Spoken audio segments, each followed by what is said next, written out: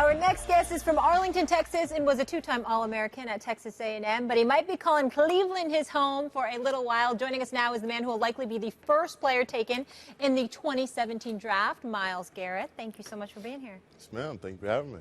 So almost all the experts have you going #1 overall, and you said if you don't go #1 to the Browns that you will punish them. Why is it so important for you to be the first pick? Just prove to me that I'm the best player in the draft, and that going on forward, that's what I got to hold myself to. I got to be the best player on my position, on defense and in the NFL, and that's what I'm looking forward to do from day one. If Cleveland, well, Myles, go ahead, Stephen A. Go ahead. Myles, let me ask you this question. This is a two-parter. Number one, what do you believe makes you the best player in the draft? That's A. And B, why would you want to go to Cleveland? Why would I want to go to Cleveland? It's because, same reason I wanted to go to Texas A&M. I wanted to turn, that around. They had the wrecking crew, before I was there, and they wanted to rebuild that, and I wanted to be a cornerstone part of that defense and that process of turning that around. So I feel like I can be that same, player, that same kind of, cornerstone player in Cleveland. And what motivates me, basically just the drive, my competitive nature that I get from my family. I know that I want to be the best because that's all I know. Going against my parents, in the yard, or my brother or sister, they were great athletic specimens, and nothing was given. You have to earn every win. Every time you did something, it was full tilt. And I want to be the best no matter what it is. And I've set my sights on football, and that means I got to be the greatest. You seem like an internally motivated person. It's hard to be the #1 overall pick in the draft if you're not an internally motivated person. But if you do go to Cleveland, this is the irony of the draft. The best players usually go to the worst team. Unless it's a thing with the Colts or something like that where they have everything in place, they miss the quarterback, and then lucks into that situation right away.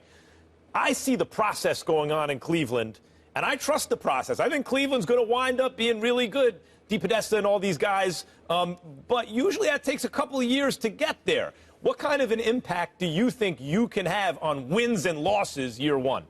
Year one, I'm going to change around immediately. I'm going to do my best to be a playmaker from day one, from the first game to the last game, but just try to maintain my body so that there's no drop-off in play, and that I consistently play at a very high level, and we have one of the best defense, and that's going to win games for us. Because the fortunes of the team largely will depend on, they got the #1 pick in the draft. Did they hit or miss with that guy, right? Like if you hit, that goes a long way toward changing that team.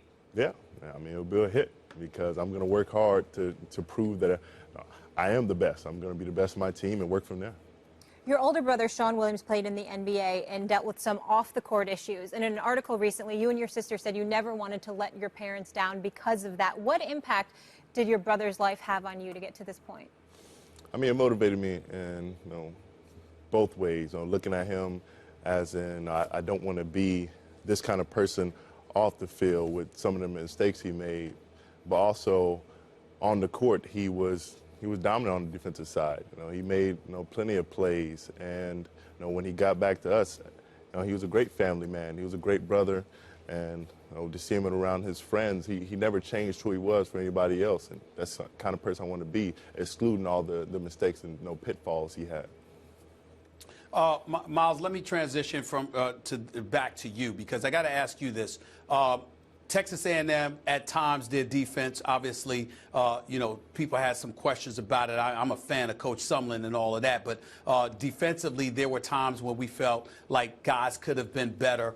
I want to know, how do you feel about the way you played this past season, and how do you feel about critics who've questioned the way y'all played? I remember you were supposed to be on Mike and Mike this morning. Booker McFarland was there. He obviously was very critical about how you guys played in the SEC at times over the last couple of years. I want to know how you felt about your play this season and how you guys were as a whole defensive unit, and how that can transition to the next level for you. No, we had some drop-offs in SEC play.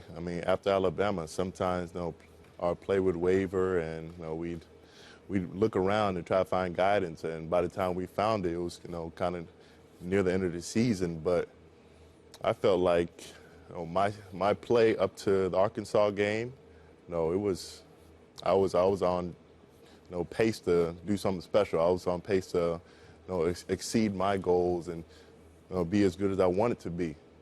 And I got sidetracked by injury, but I felt like I was one of the best last year, and I hope to hopefully pick up where I left off. If you wind up in Cleveland, because who knows, trades can be made, draft day, everything, but let's say you wind up in Cleveland. LeBron James just brought the chip to the land. The Cleveland Indians came very, very close. And the Cleveland Browns fans, I mean, the dog pound's the reason they have the franchise back. That's an organic, terrific fan base for a team that's given them very little to root for. What responsibility do you feel toward the entire city of Cleveland, or pressure to win given those circumstances? The Browns get good. Cleveland's like the center of the sports universe. For me, it's kind of like the 12th man back where I'm from. They were so supportive. They were there all the time. They loved, they cared for us. And through thick and thin, they supported us, win or loss. And I believe Cleveland's that same kind of town, that same kind of city. And if I'm right in thinking that, then I'll be in the right place for me. You'll be just fine. Thank you so much for being here with us. We appreciate you, and best of luck. We'll see you in Philly. All right, thank you. Coming all right, up. good luck, man. Thank you.